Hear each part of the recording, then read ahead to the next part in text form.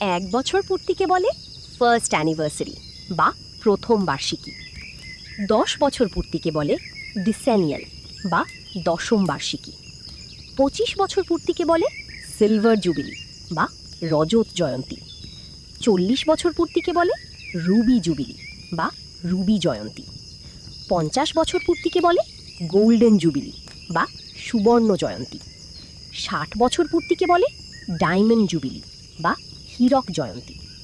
70 বা 75 বছর পূর্তিকে বলে প্ল্যাটিনাম জুবিলি বা প্ল্যাটিনাম জয়ন্তী। 80 বছর পূর্তিকে বলে ওক জুবিলি বা ওক জয়ন্তী। 100 বছর পূর্তিকে বলে সেন্টেনারি বা শতবার্ষিকী।